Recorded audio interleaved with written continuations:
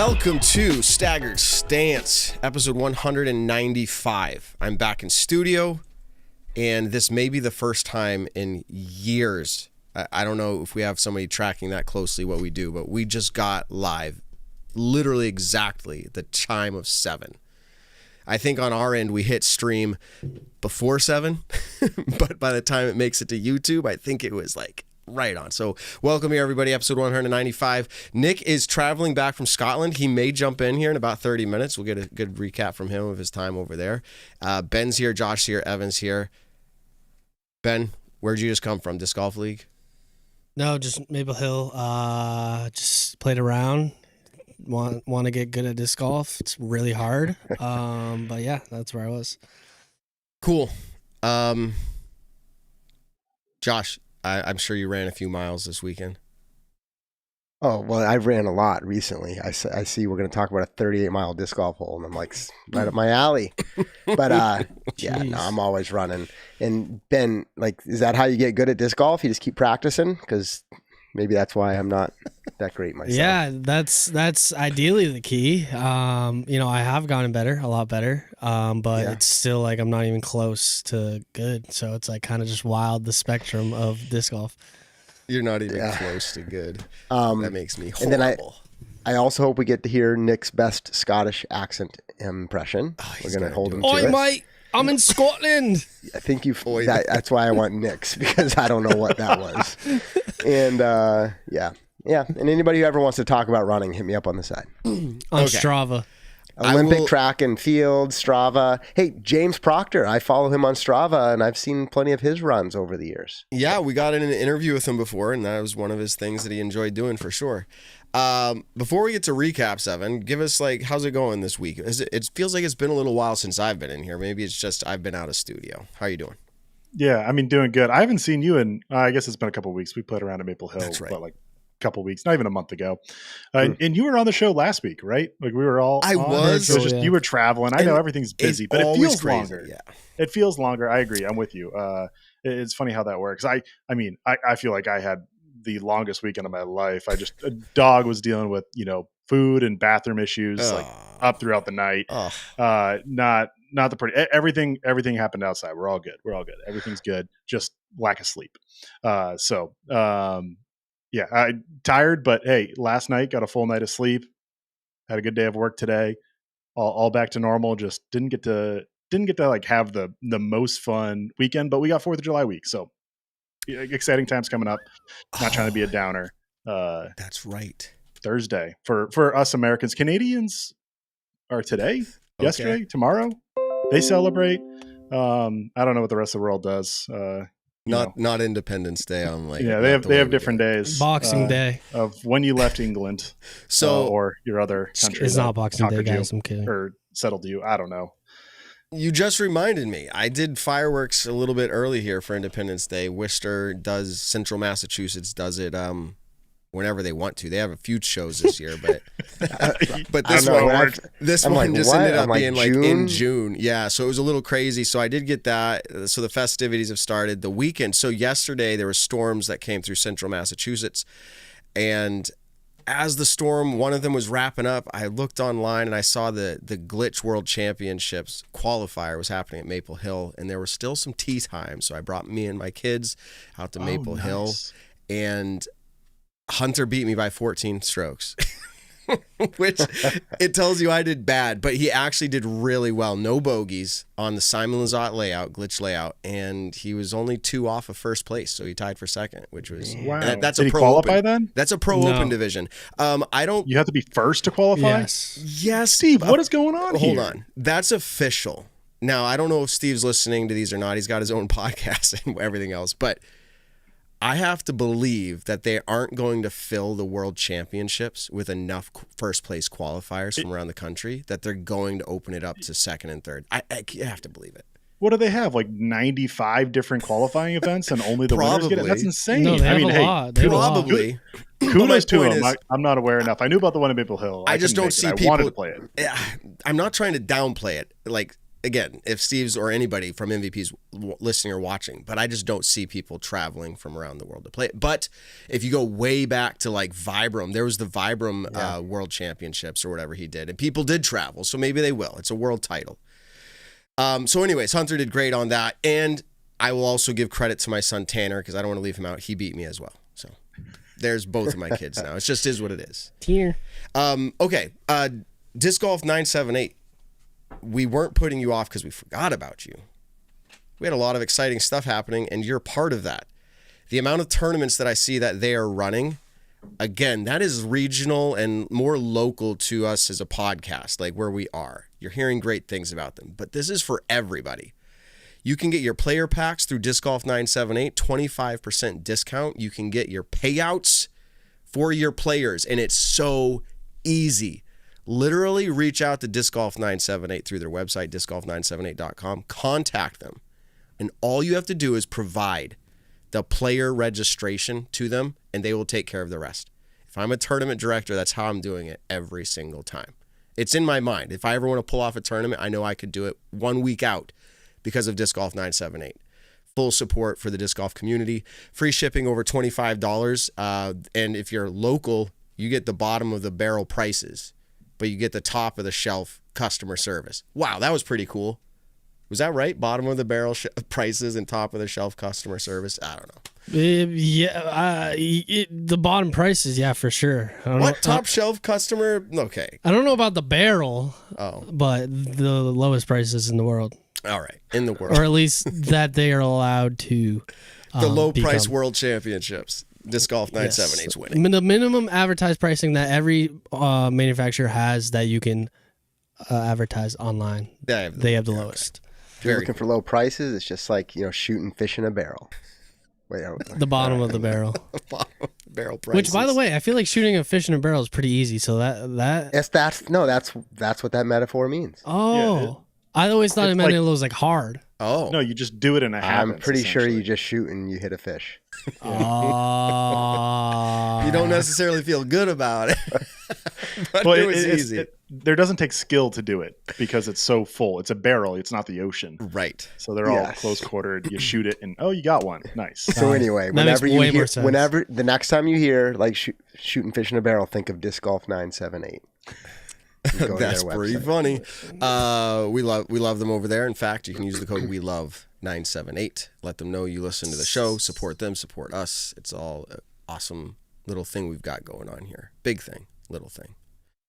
All right, we made it to this point. You're probably wondering who's coming on the show tonight, and this has happened a few times in the history of our show, and it's nothing to fret about. But we did not secure a guest, and we didn't scramble here at the last minute to line just anybody up either. We reached out to James Proctor. Time differences, Europe, it's a very hard thing to schedule. We were going to try to cater to do it different times and meet their schedule, pre-record it. Didn't work out. It's the nature of a live show. And then locally, Casey White maybe was going to be in. He's having a great year. Randon Lotta maybe going to be in. And so correspondence with these players, they're doing excellent things, but none of it worked out this week. But we have our own world traveler, Nick Carl. He'll be on soon. I was going to say, we could bring on a guest, Nick Carl. He's now, we've come so far that he's now our guest because it's just how his life is. Because he missed 1 week. Was it 1 week? Anyway. Yeah. I need a pint of Guinness. I keep track of all those stats, by the way, if any of you are wondering. Like, I keep track of who's on the show, who shows up on time, who shows up late. Who shows up on time. You take on time stats? There's no way. I maybe have a few little things there. That's crazy. That journal. Time we sat in the green room for 13 minutes before Ben started the broadcast for the back end. Right. And so, hey, by the way, I just want to let you go. I'm there. I'm just watching you guys and listening to you. So, I'm just letting you guys do your thing. And then when you can't see us because it's not started. No, you can see us? I actually want you to think that. So yeah, I can't see you. Wink, wink. It's been so long since I've been. We can see a preview. Right.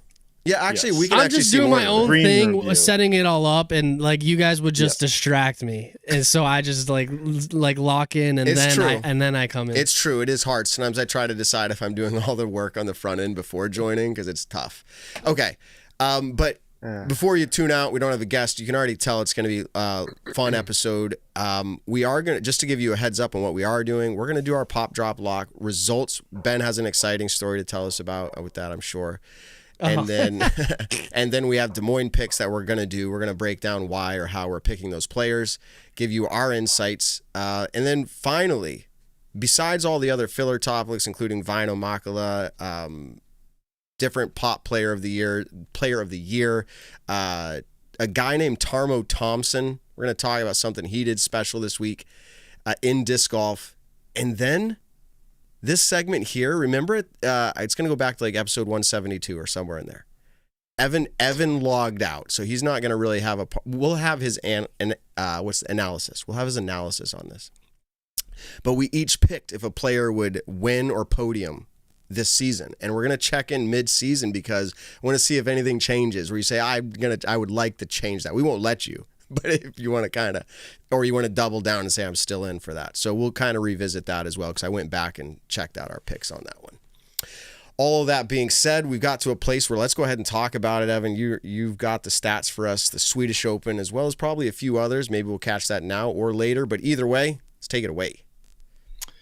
All right. Well, we had the Swedish Open out in Borås, Sweden. I think I'm saying that right. Again, all this stuff, I think I'm saying it right. I'm trying my best. And that's including the course, which is Ima Gardens Disc Golf Center. I thoroughly enjoy Essa, and I forget his name, but his co-partner on the broadcast. They're fantastic. I try to pick up on all their pronunciations of things. Wasn't on the show when he was on here, but that was a fantastic listen, hearing to all that stuff and trying my best here. But one that I can pronounce, the winners here, which is Silva Saarinen winning an FPO, her 5th consecutive victory from all events. That's 2 Disc Golf Pro Tour events and 3 Disc Golf Pro Tour Silver events in this streak. That's an insane streak. 5 straight, all in June. And then here she is winning this one with 96% C1X putting. That's what she's known for. She was 24 for 25 in C1X on the weekend. Average putt of 14.6. That's almost 4.5 meters.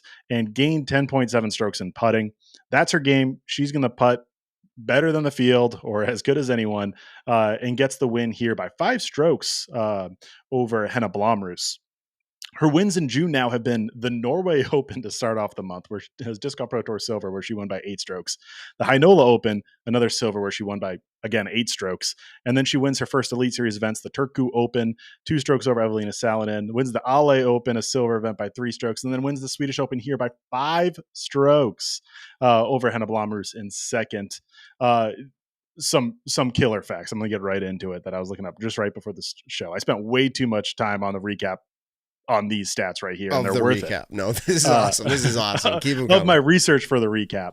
A little bit thin after the winners, but this is some good stuff. This hasn't been shared anywhere else, and it's good. Well, actually, the first one has been shared somewhere else. I'm leading this poorly. 5 straight DGPT or DGPT Silver wins is tied the second best streak of all time in FPO from those events.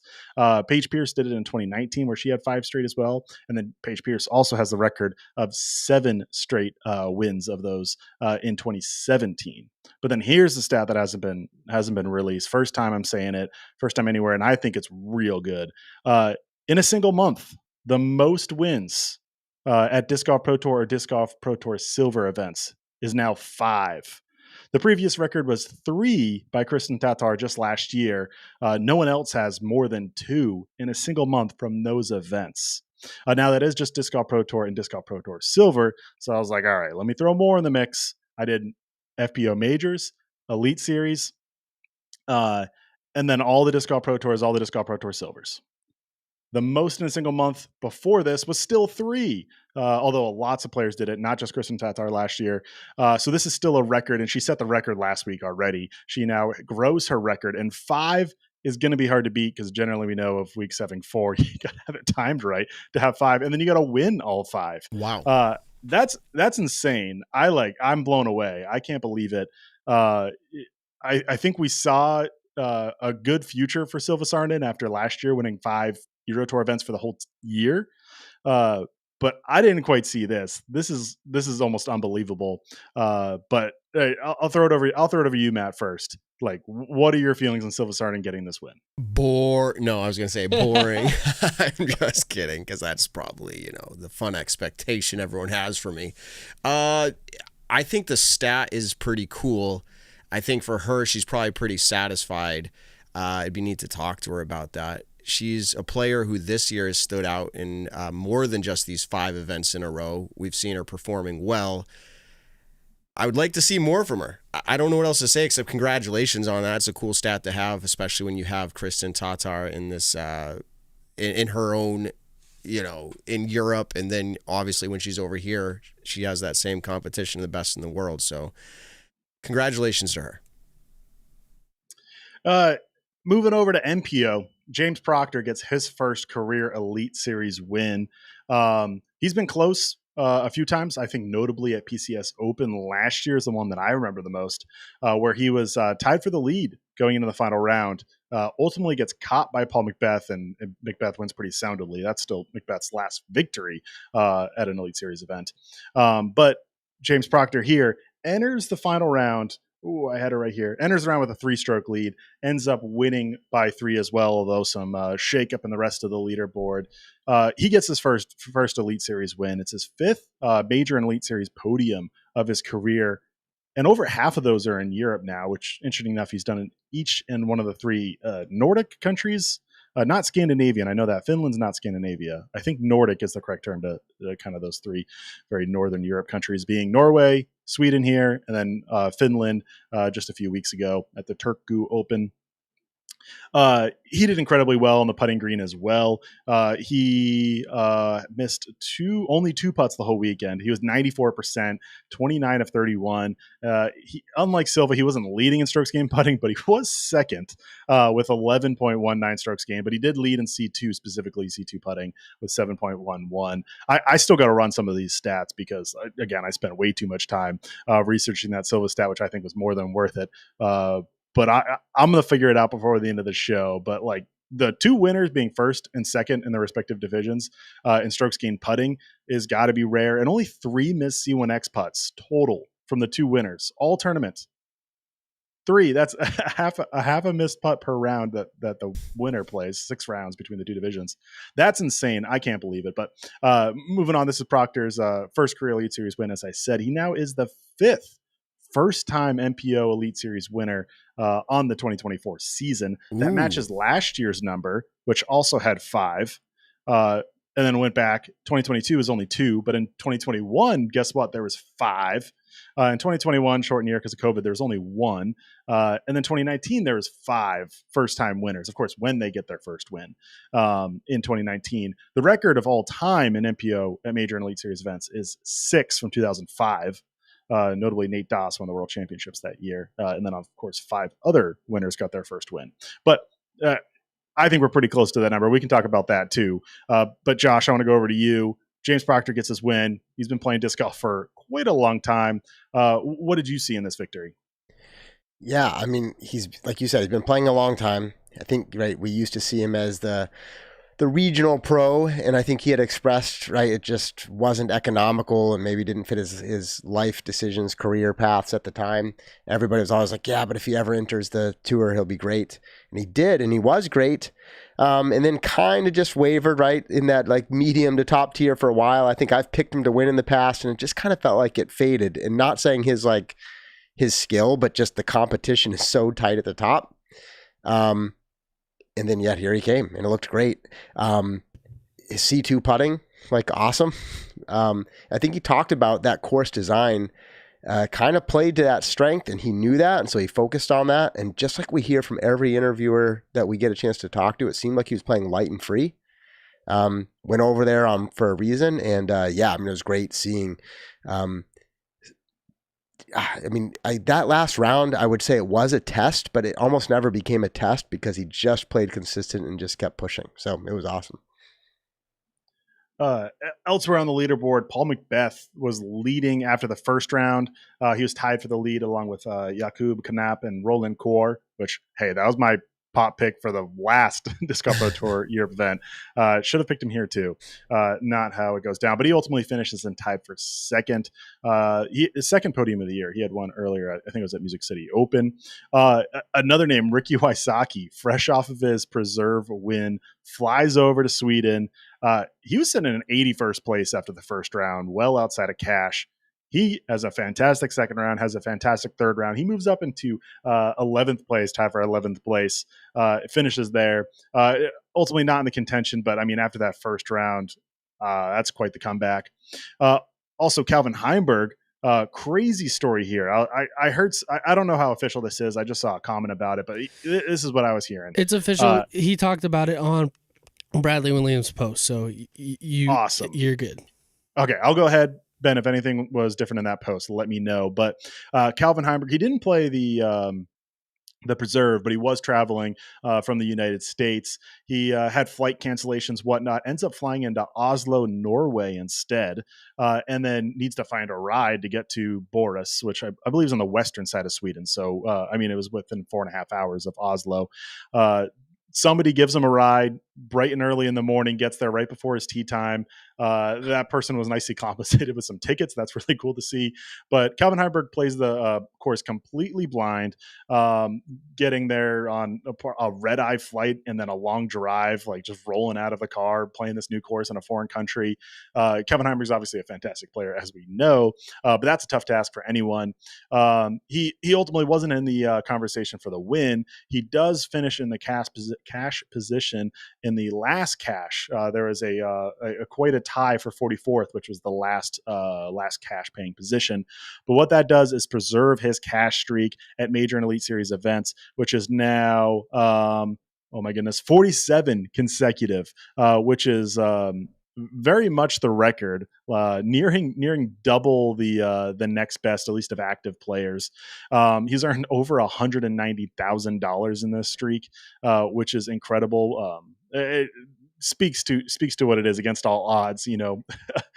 Maybe cashing over in Sweden is to be expected for a player like Calvin Heimberg, but still, this is quite the accomplishment with all the circumstances, and to continue that cash streak, which is hard to do when maybe that pressure is on. Maybe he's not noticing. I don't know. But Ben, did I miss anything else? And then Paul McBeth, Calvin Heimberg, or any other thoughts about the event for you? No, yeah, you nailed it. It was basically a last-minute decision to fly to the event, and it got delayed, so it was kind of like a tough situation. He was on a little sleep. Thoughts on Paul, personally, I think I sent this in the chat. I'm laughing because of what Matt responded to me, but I was like, dang, Paul is putting is going crazy right now, because it seemed like he was hitting everything in his sight, I believe, the first round. And then Matt goes, Ben, there was a point in time where Paul was the best player in the world. He was like, back in my day, he was like sunning me. But yeah, I was like, dang, like, cause that was the round he shot like 9 down or something like that. So I was like, dang, like I wouldn't be shocked if he wins this one. So obviously he slowed down, but it was cool to see those flashes of McBeast mode. Cracking myself up. Yeah, I said there was a time when he was the best, Ben. And I say that a little facetiously. He used to not be able to miss a putt. Yeah, I was gonna say facetiously, but if you go back 4 or 5 years, like, or farther, like there was a time where you were just like, that was very normal, never miss a putt. So like it was kind of like, yeah, we've seen this, but it was good to see. And I thought maybe we're gonna talk about it later. How did we pick players to win or not this year? And I thought maybe that was gonna check a box for some of us, but all right. Yeah. Last couple points to make. I mean, some players a little bit further down the leaderboard or notable that I want to mention. Eagle McMahon tied for 40th. Nicholas Antila over back in Europe finishes tied for 27th. 27th might not sound like a bad score, but also well outside the kind of in the competition for the win. But then Eric Oakley also finishes tied for 11th. And I want to mention that one because that's his best major or elite series finish since the 2020 Tour Championship, where he finished 5th. Non-standard format. ultimately didn't make the finals in that one to get the 5th. There's a lot of ties. If you're doing standard stroke play events, it's his best finish since Jonesboro Open in 2020 as well, which I guess was actually late in the season that year. Obviously, normally a spring event, but that year was pushed later. So about the same time, late 2020, last time he had such a good finish. So congrats to him. And then over to FPO. I only mentioned Silva earlier. A few more. Henna Blomers finishes second. Ella Hansen finishes third. She was second in strokes gained putting. Almost half of what Silva Sardin was because Silva was so good, but still second place in strokes gained putting. And then Maria Elde Christiana Dodor. I said it twice and it was the exact same. Whew. All right. Apparently this translates to Kristen's daughter, or like close enough, which is kind of funny. Like, not that she is Kristen's daughter, right. But just her last name. She finishes 4th place, but she was leading by 4 strokes after the first round in just her 3rd Elite Series event of her career. She reigns from Iceland, and she's actually the only active female professional, like as noted by the PDGA. And not that she's the only player playing FPO. There are some amateur status players playing FPO in Iceland. But that's incredible to represent that nation, which has some good disc golfers and some beautiful scenery. And I'm sure there's fantastic disc golf there. But then to be leading after round 1 of an Elite Series event over in Sweden, ultimately finishing 4th place, still a fantastic finish. That is super cool to see. And then Evelina Salonen and Rachel Turton finished tied for 5th. I said Alina Salonen was the lock for this one. Ultimately, not her best tournament. She finished 13 strokes behind Silva Sardin. So lots of recap there. I already asked all your thoughts, but if anyone else wants to chime in on anything else on this tournament over at the Swedish Open. Just a general thought about the event being actually a good, through doing a throwback here, field of strength. The strength of field actually seemed pretty significant. It surprised some, like my wife, who's actually follows the disc golf scene fairly well. She's got a lot of social media to look at, and we watch every tournament. And when she saw James Proctor at the top, she's like, when she found out Calvin was there and Ricky was there, she was a little surprised. Meaning not because James was in first, but because where are they? But the field was there. FPO, you could argue, is a little bit lighter, but the fact that you have Evelina there, Henna there, Ella there, it starts to go, okay, this is pretty good. You might be missing, Kristen, and I don't even want to say Paige at this point, although she just got a win. So, you think of this field could be stronger, but in a general sense, the Swedish Open was not like light, where you felt like this was a light event, which was great to see, I think. And we'll actually talk about that a little bit too with last week, or maybe it was a little bit longer ago. There was actually a post on social media where someone said, hey, it doesn't seem right. People are getting points at these lightly attended events. And Niklas actually responded. I don't know if you guys saw that. I'll actually get to that a little bit later here. But anyways, good to see at the Swedish Open. Yeah, that's interesting. I do want to note too, looking at the field check metric, although this event is is lower than any U.S. Elite Series event as far as strength of the field, it was the highest European Elite Series event for both divisions. And what I think your point, I agree with Matt, is that although the huge depth of top-notch players that we have in disc golf, like a huge depth. That's all we're talking about. Gannon, the last couple of years. Yeah. Yeah. Even further, just like you could get to the 20th card and have notable players who, could win. I don't want to undersell these European players because they're fantastic. And some of them, we just don't know their names yet, but it doesn't make them less good of a player. Right. And that is like the biggest, I think maybe one of the biggest aspects to this is the more we see them, the more we're going to know these names. And people who might not have been household names are now becoming household names, at least in the sphere of disc golf. But what I think was here at this event is you really had your like a multitude of top-notch players who could win the event.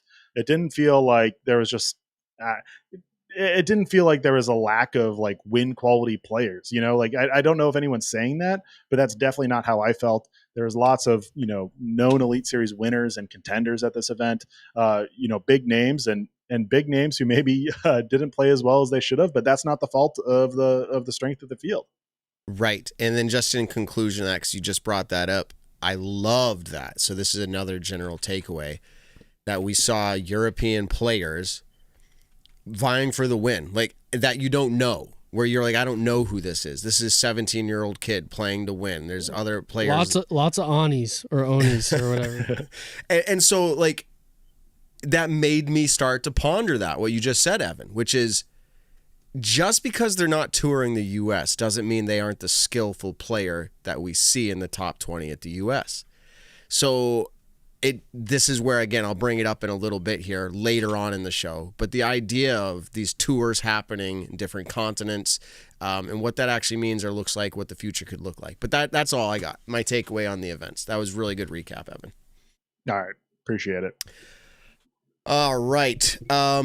Normally, right now, we'd bring in a guest, but because we don't have a guest tonight, let's go ahead and jump into this story. This is a pretty epic story. So, had you guys heard about this at all? 38-mile disc golf hole? No. I saw the social media post, but I know nothing more than that. I'm really curious. Okay, so I couldn't, again, time zones and all that, and kind of last minute as far as today. Last minute being they're 6-7 hours ahead of us. Last minute I couldn't get them lined up. It's in the middle of the night for them. It's future. It makes sense. That's why you couldn't get it. I can't. It's the future. So let me give you this rundown on it. In fact, I'm going to do this a little bit different than I've ever done it, which is I'm actually going to kind of tell the story as he told it. He wrote a social media post. AI was used to translate this, so they might have did a little creative manipulation, but in general, it should be the same conveyance of what he was intending for it. So here's how he goes. His name is Tarmo, and again, we don't know. Tarmo or something, I don't know. From Estonia, my understanding is. So, okay, here's what he says. Actually, achieving this record was not the original goal. My friend and I were eating salad and discussing doing something extraordinarily silly. The idea of completing the Tartu ski marathon course came up, but that was quickly dismissed because, well, come on, that's a bit too silly and dull. For those that are in the know, last fall I did a half marathon following flight maps. Now, I don't know how that translation actually works there, but he did a different type of disc golf hole. It seemed easy, and completing a marathon using flight maps was just a matter of execution, so we made it happen. We reported on this endeavor, and I'm going to continue on here. We discussed various plans for what else to do, but the initial idea kept nagging. Meanwhile, I read here and there about an aging gentleman named Scott Stokely in America. Now, you have to believe AI just did that. An aging gentleman named Scott. Scott Stokely in America, who with some guys from Minnesota were playing the world's longest hole by outdoing each other with a couple 100 meters at a time. Their scheme was such that they drew a line in the desert sand at some random place, they threw a disc a few times, took a portable basket from a truck, set it down, made a putt, and then checked the truck's odometer for the distance. Before yesterday, the record was about 20 kilometers. Now, I don't know who's doing math here quick enough, but that's a good distance. That's miles in normal units. But their one-upsmanship reminded me of pole vaulting, where these two guys would break their own record by centimeters for money. In my opinion, a record should be something you can't just surpass on your way home from work on a Wednesday. So what I'm hearing Tarmu say here is he's like, we got to go big so the next person who beats it isn't just going, oh, it's easy, I'll beat it tomorrow, you beat it the next day, so on and so forth. So here's where he goes. So after some contemplation, checking the weather forecast and my friend saying, go for it, what are you waiting for? The plan was set. This guy, a kind man, sacrificed his cart for this good cause. This friend's name was Christo. We started from the 17th tee of the I'm going to get it wrong, Otepa Tavandi Sports Center disc golf course. The first throw was immediately an above average miss. Guys, you're going to start out on this and you know it's about, what I'm going to tell you is about 30-something miles long. And your first throw, he says, was an above average miss, and this is how it started. Ready? 10 minutes they started looking for the disc on the very first throw. So there's got to be a better throw than that, but 10 minutes. And so the first hour broadly passed because, well, the long course ahead required such long throws. Searching for discs took up much more time than necessary. The clock predicted over 30 hours to reach the basket, which didn't fit our plans at all. Mode, hay rows, and orange discs are not exactly the best of friends, and I don't know if it has to do with the color, if that's how AI translated this, but... Okay, the pond didn't care about the color. At least the fish got a colorful toy. Soon after, my friend left, and a dog that had somehow attached itself to us became my companion. It didn't want to leave and wouldn't let me near it. The disc losing issue was resolved by around 8 p.m., just over 2 hours after the start. The colored driver simply ran out. I continued throwing mid-ranges and made slightly shorter throws. It was much more productive, and the clock began showing a completion time of under 30 hours. Sometimes. The night was much better for progress than the day. Glow discs didn't get lost. The downside was that I couldn't see where I was walking. Occasionally, some muscles started to cramp from pulling the cart so much, making me think a backpack might have been easier. But when I once again filled my small water bottle from a 5-liter can, I realized I wouldn't want to carry that with a backpack. Early in the morning, the dog was so tired it didn't bother to run away when I reached it. So I managed to grab its collar, found a phone number there. The owner didn't quite understand what disc golf and a marathon at 5 a.m. were, but they took their dog with them. Half an hour later, near some service point, his friend made a surprise visit, bringing a large coffee and a burger. Things got better, and the clock predicted an arrival of 8 p.m., and then it started happening. In terms of course maintenance, while before it was just some meadows and a few nettle fields, from here on it was sometimes a total, how do you describe a fern field up to your chest? Or a forest of nettles and some God knows what kind of tall grass. It was brutal. Sometimes even a 2-meter throw was too long. That sounds bad. It was too long and ended with a couple of minutes of disc searching. The initial goal of completing the course with 1,051 throws and within 24 hours became a lost dream. After this next service point, everything went downhill except for the temperature. At least it didn't snow. It would have been horrible to shovel snow in such weather. But I encountered a new type of forest. A forest of private property signs. Larger forests of this type probably only grow in this area. But we had to manage. Some extra detours here and there and going around fields, nothing too bad. This service point marks approximately the spot in the ski marathon where it's just a crazy push with double poling or relatively flat terrain. For me, this point marked the end of the jungle and the beginning of something resembling a forest. My friend brought dried sneakers, a new water canister, a banana, and became a spotter for a few kilometers. The pace picked up significantly and the clock repeatedly showed the 24-hour marker. The last service point and less than 10 kilometers to go, a short rest and a chat, 2 bananas, and off we went. Reaching the track of this other sports center, completing the course in under 24 hours was just a formality. The track was familiar from both bike and ski marathons.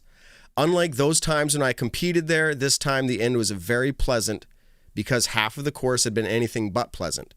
My friend joined me again for the last 2 kilometers, but since it was practically a park by then, spotting was no longer needed.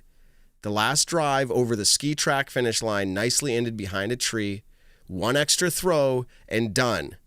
So this is what you need to have to play this is kilometer, 62.22 kilometer disc golf hole, which equals, for United States friends, 38 miles, a little over. Here's what he said. You need 1 extraordinarily silly idea. You need a friend to help you with advice and execution of this idea. You need 23 hours and 23 minutes, 1,258 throws, 74 kilometers of walking, because you have to believe he had to go look for his discs, which is not part of the length. 98,000 steps, 3 blisters, 4 lost discs, about 10 liters of water, 3 packs of jerky, a bottle of mosquito repellent, 3 bananas, 2 bottles of sports drink, a burger, and coffee. Reactions. That story to me a lot. Is incredible. 38 miles. That's insane. I saw 38 miles. I didn't know. I had no clue how it was done. How you find 38 miles of stuff. I don't know if you're just going around a track back and forth on one hole or however. Yeah, right. Was it? No. Oh, I was like, wait, that is not what I got from the story. Yeah, no. It sounds like okay. I back up. My feeling on it is that it's a cross country ski course. Is that?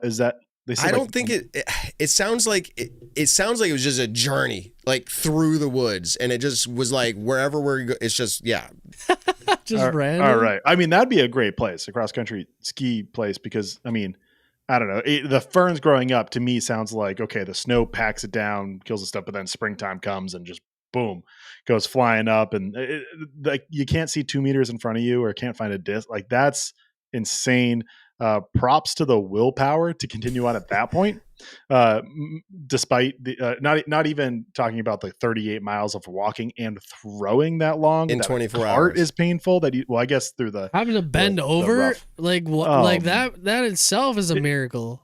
And then also like I don't know. I'm thinking about the other things like stopping for break, water, bathroom, sleep. Did he sleep? Was it an all nighter? Did I miss that part? He couldn't. Josh has done a 24-hour run, which involves probably a lot of similarities minus throwing a disc. You would have to assume he didn't. He might have napped, right, Josh? But he didn't say that.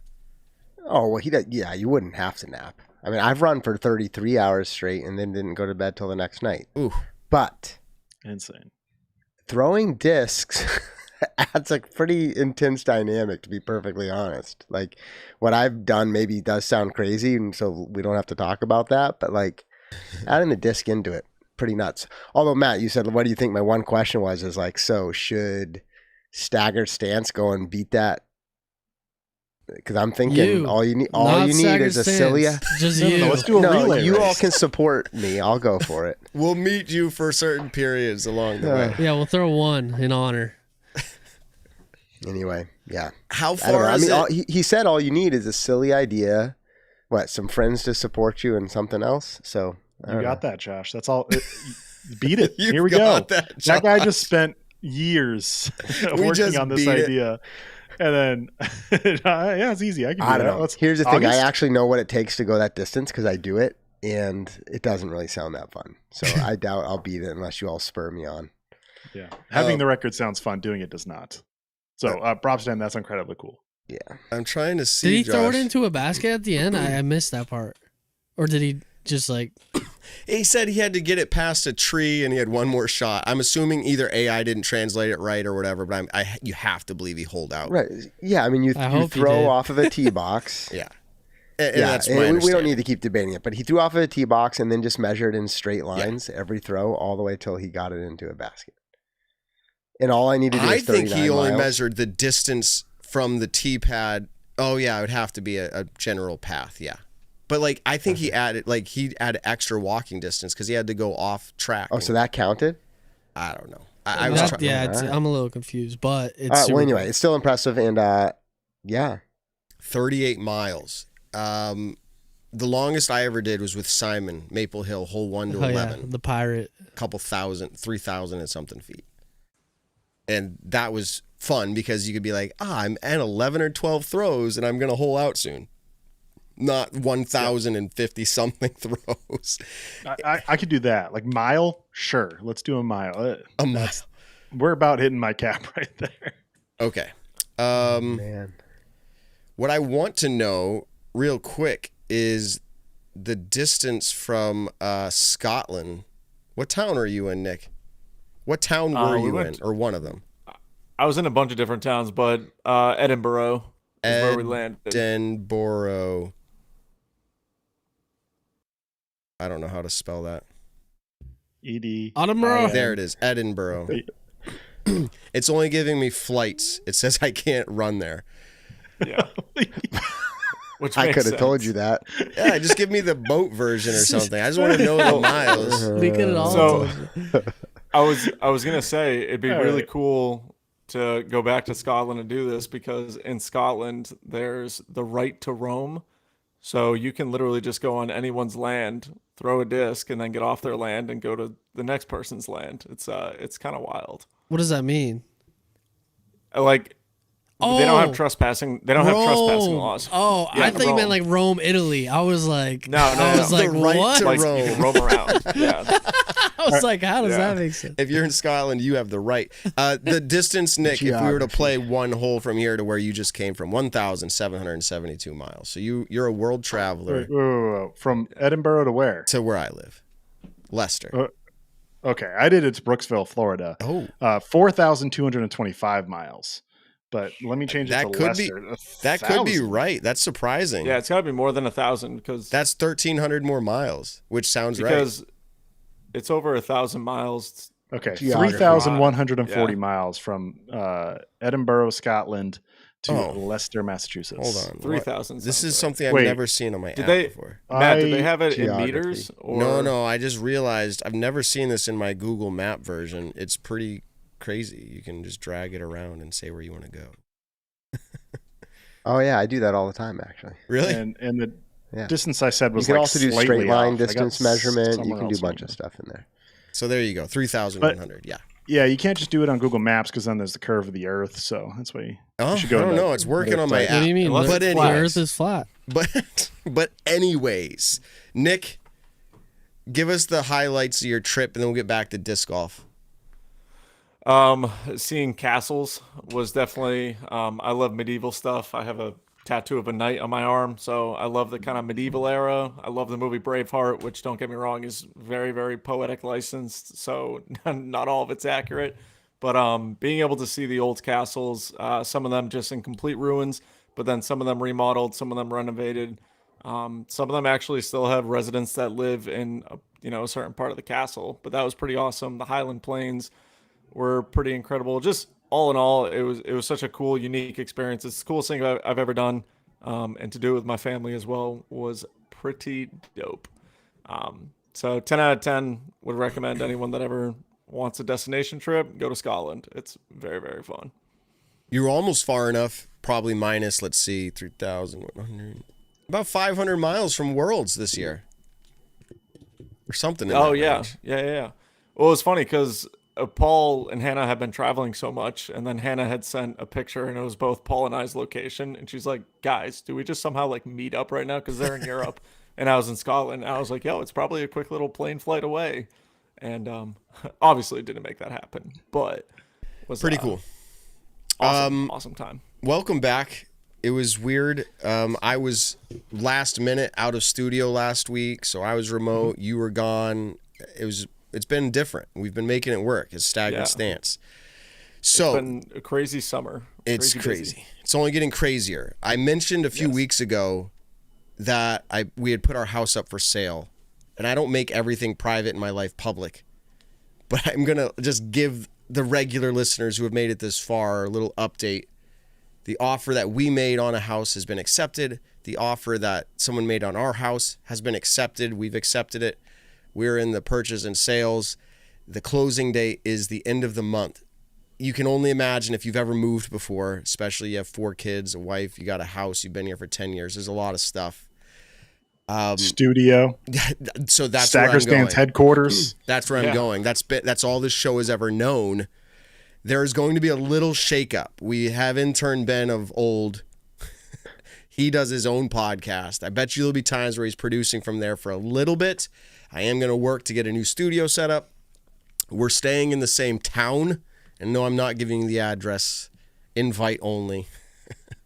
But yeah, it's going to happen. So if I'm in and out, it's because Junior Worlds is coming up, work travel, or my house sale. I will be back if I'm not around. The rest of the show is fully capable of taking it to the next level. All right, let's get to the next topic here about disc golf. I mean, we've been talking disc golf, but Nick's back now, and he can fill us in on this. What do you think about Nick? Let's just throw it to you. Vaino Makela, now Team Innova. Also Kevin Jones. Mm-hmm. Prodigy seems to be hooking him up at Innova. We've talked a little bit about speculations on the whole Prodigy thing last week when you weren't here. Mm-hmm. Is this no big news at this point? It's just kind of like, interesting. So, 2 weeks ago when it was, Ben and I just doing more of a casual show, I would say, we had talked about Kevin Jones and leaving Prodigy mid-season. He hadn't gone specifically to another company yet. And I remember saying, I'm pretty sure I said it, was I didn't expect him to sign with anyone. I figured he would just go open bag the rest of the season. I'm sure there was probably some buyout clause maybe in his contract. Maybe Prodigy gave him 50% of what they owed him for the rest of the year. Maybe they gave him 100%. I'm not really sure. But then when he went to Innova, pretty much the week after, the next tournament, was it at the Preserve, he was Innova sponsored. And that was kind of like, wow, I didn't expect that so quickly. And then same thing with Vaino. That was some pretty big news in the sense of, Vaino's been with Prodigy, as long as I've known Vaino in the sport. And so that was pretty wild. And then to also go to Innova was, huge, big news. And what that means, I mean, everyone's got the speculation. Something big is obviously happening over at Prodigy. I literally just got back to the States yesterday. And so I don't know if I've missed anything, but are we still just in the speculation period about what's going on over at Prodigy? More or less. Is it cap space opening for the Robinsons? Is it maybe? Yeah. Is it the company is changing ownership?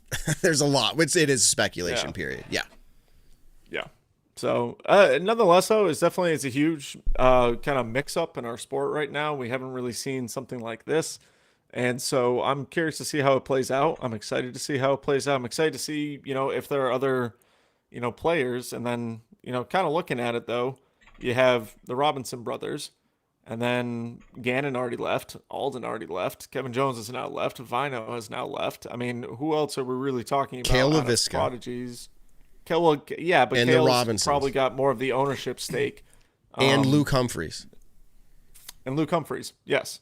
So it's kind of like, okay, where are those guys going? Maybe Luke got in at a time where they were still doing the ownership stake. I know, I'm 90% sure that Kale has a significant enough amount of ownership in the company that, either he stays, or if they're getting bought out right now, maybe he gets a nice chunk of change after a I'm pretty buyout. sure I listened to a Kale interview. I'm pretty sure it's like he has stake in the company, but I don't think it's a lot. I wouldn't be surprised if it's like 3 to 3%, something like that. But he does indeed have a stake in the company. I think when they first started Prodigy, he was like kind of their main guy, so they were like, he will give you whatever to help us out or something like that. Rumor. I mean, back in 2012, that was one of the big things. Was a lot of players that were signing over to them got a percentage in the company, and then obviously the ones who have lasted longer. Will Shreck is still with Prodigy. He's not as much of a player anymore, but back when he was kind of in his prime, 2012, 13, 14, 15, he was a big Prodigy sponsored player.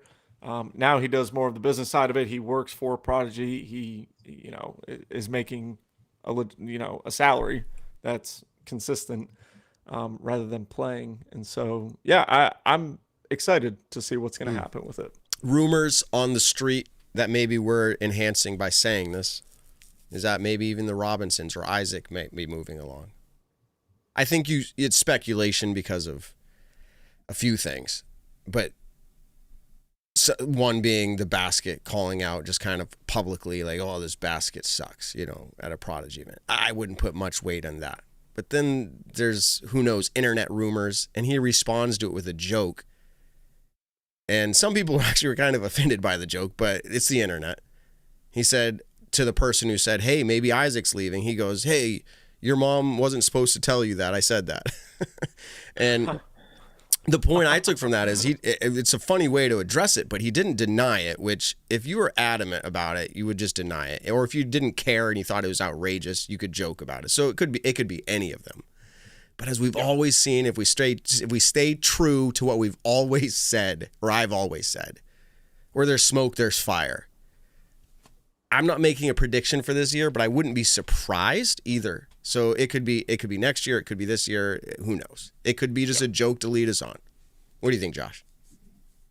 Yeah, I'm sitting here thinking I really don't know what to actually conclude. Like it's kind of like too weird. But like if you just took a step back, would I have been surprised to have Isaac or Ezra or somebody leave Prodigy when their contract is up anyway? I wouldn't have been surprised. So if I put that in context and say, well, this other stuff is happening, does that change how I feel? Like, no. So like but the question of is anything bigger going on? I'm just going to be honest. I don't know. It's kind of weird to me. Because there could be so many ways. You could be, disc golf is kind of the business side is restricting a bit. So they may be like pinching pennies a bit, and maybe they're setting themselves up for to have a little extra. I know this isn't a real thing, but a little extra cap room to try to make 1 or 2 big moves in the next season, right? And they're looking ahead, and so there could just be so many angles to take this, including Prodigy's deciding to sell or do something different. I don't see enough hints to actually conclude any of those things, but they could all be possible. Yeah. Who knows? Who knows? We talked about it a lot last week, so I don't want to belabor that point much longer, but it'll be interesting to see. All right, let's get into Pop Drop Lock. This is going to be a recap of the points, but also our Des Moines Challenge picks. Pop Drop Lock, yeah. I imagine that intro with like a group of people on the sidelines like, Pop Drop Lock. Like, we gotta add that. We can make that happen. Yeah, just go record layer people. Voices, yeah. Or we could, All right. Let's see how this played out. Nick, my understanding is you got 0 points this week because you didn't get picks. 0 points. There it is. I didn't have 0. any service when I was out in Scotland. Is that 0? Like maybe I shouldn't have played this week. Yeah, you can always choose not to play. Should it be negative 100? Negative 100. Rules are rules. I'm kidding, Nick. You're good. Rules are rules. Okay. We didn't make a rule on what happens. I don't know if we ever. No, it's just if you didn't submit. Yeah, if you don't submit, it's just you're out. Yeah. Okay. That's true, but Evan has at least 3 weeks with negative points. That's what I'm saying. Evan just sits out from here. Maybe I just planned I'm not feeling it this week. My calf's a little sore. What do they say? You got to play to win. Yeah, you got to play to win. I always play to win, and you win some, you lose some, and I lost this week. So let's put me on the board and let me sulk in sadness. Okay. Next up, as far as 0 points, we'll just nix out of the way now. Let's go to Evan, minus 20 points. Oof. Not the best week for me. Calvin Harmberg is my MPO lock. Talked about him earlier making the cash line, but 0 points for that. 0 points, not negative. Yeah, I was going to say, that's okay. That's okay. Yeah, 0. So that's okay. And for people who pay attention to the show and pay attention to the leaderboard, I did forget to update the leaderboard and put in just the first 2 in the alphabet while I was waiting for Matt's picks, and then forgot to update it on the site. But good news is that was better than what my picks would have been using Matt's pops by a single point. So it's pretty much all the same. I still was near the bottom. Either way, no excuses. I was bad this week. I'll be better. So I'm excited to get into our picks. So I don't know if you'll be better because I'm doing better with pop picks this week, and that's bad news for you. Next up, Josh, you had minus 10 points. So not much to say, or what did you think? Did your pop picks? Oh, I mean, picks? I had one player lose me 55 points. Oh, crazy! So was that in actuality, or was that a pop that dropped? That was a pop that did, I guess, outperform, right? That dropped. But no, my FPO was great. Nice. I picked Silva and Evelina and Karppinen, and I got 45 points from them. So nice. It wasn't a bad week except for Niemanen. It sounds like 2 divisions. It sounds like a disc golf round. It's like it would have been a great shot if that tree wasn't there. Yep, it's true. Okay. I'm gonna pull up my points now. 89 points. That's a jump. 99 points if my math's correct over Josh on that one. Yeah, because you were betting on Eagle to not play great. And it paid off. Paid off. I picked Eagle, and I was like, he's going to drop out. I'm like, he's going to drop out. After that stub toe, I was like, no, I'm going to get 0. But he played. I'm proud of you, Eagle. Not that you dropped, but that you played it out. You'll figure it out. James Proctor. I don't want to take all the thunder here because we're going to let Ben have some of it. There were only 7 people in the whole game that picked James Proctor to win. And you were one of them? I'm one of them. Say what, Matt? Let's go. Yeah, dude. James Proctor. I don't know how and why I did that exactly, but I want to say I can't give full credit to the fact that I was like, he's going to win. Like, it was more of like a lock pick, and I had already picked, a number of Calvins. I've picked some other players, and Ricky. So I was kind of playing the odds of like, I have to pick someone. it's how the game's supposed to be played. I was like, I want to pick someone else so I can spread out the love, and I think he's going to lock. But to see him win, it was just super cool. His first event of all time. Anyways, that was a big play for me. Though FPO didn't do great for me, Evelina was not a lock as I picked her to be. She did technically. She was 5th place, got me 5 points. But moving over to Ben for the second week in a row. I wish I had some hype music right here. But Ben, for the second week in a row, takes 2nd place in the whole game against all competitors, listeners, and hosts alike. 138 points. That's beating me out by like almost 50. Is that almost 50 points? So, Ben. Wasn't Ben complaining about how we played the game? But he's figured it out. Oh, my goodness, yes. And you missed 59 text messages this week. Yeah. Oh, dude, I saw them all come in, and I was okay, like, "Yeah, but here's the thing. I'm not reading this." I literally all I said last week was, this is the week to get a ton of points. You're gonna get a ton of points. You guys are like, I don't think so, and look what happened.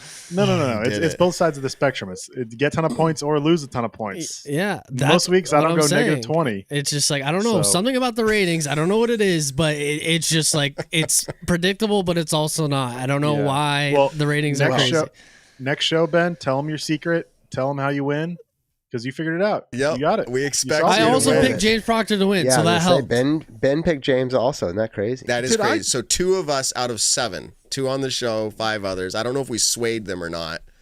But I had some people picking Julia Ford, so I definitely swayed them because that is like 875 rated European out of left field. Was I under a rock last show? Like, how did you guys both pick James Proctor? And we were like, did we talk about that? I can't remember. I had Josh read my picks because I couldn't see it. I couldn't see it on my phone because I was remote, but I think Josh read them out for me. I mean, Proctor's fantastic. He's been knocking at the door. Like, it's not, I don't know, it's not insane, but it's also like they're, top-notch players who might be the bigger favorites. I picked Heimberg. That was a problem. You'll learn not to do that after a while, a few seasons.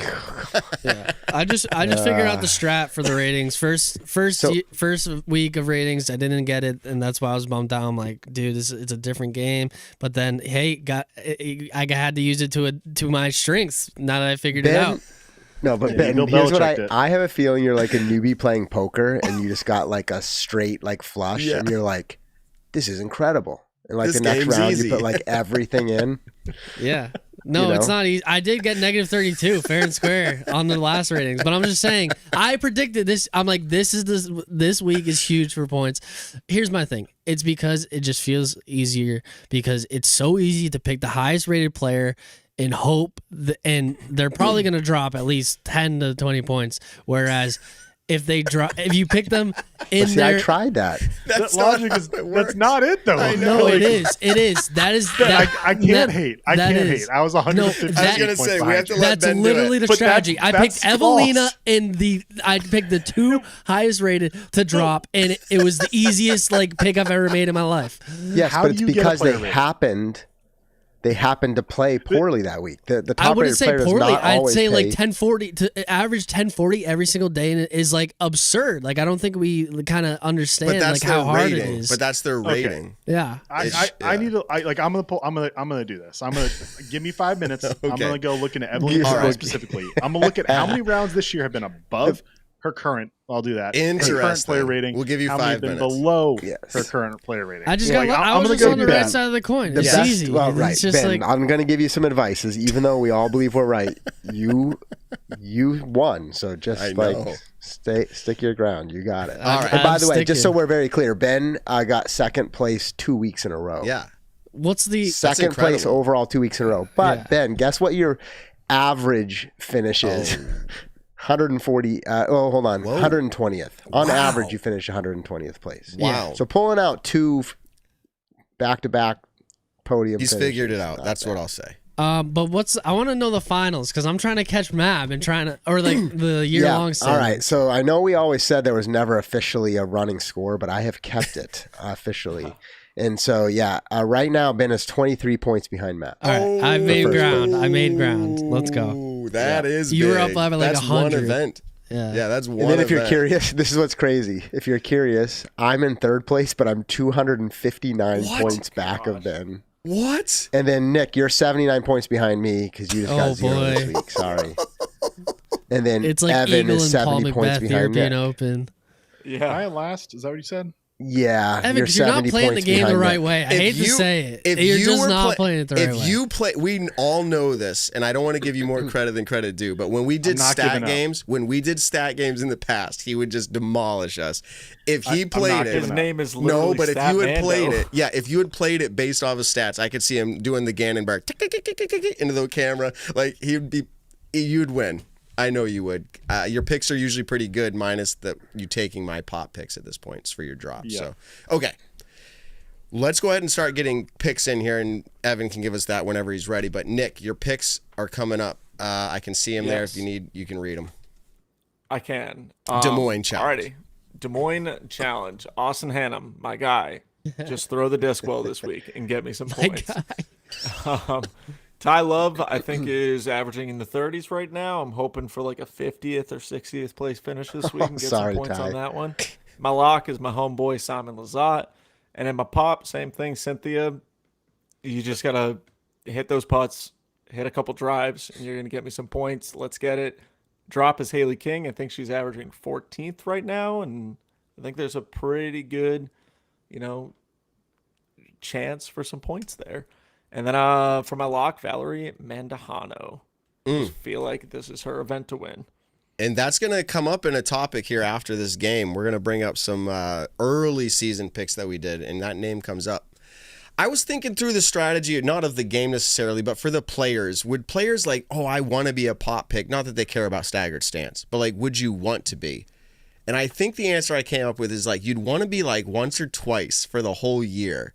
And you would hope that it would be you did it in increments of every 2 or 3 events in the beginning of the season, and then you just started averaging top 10. That'd be the goal. You want to start pop maybe, and then become a lock always. Otherwise, if you're constantly getting it picked as a pop pick, in a handful throughout the whole season, you're just a volatile player. You have that ability, but you're just not there yet.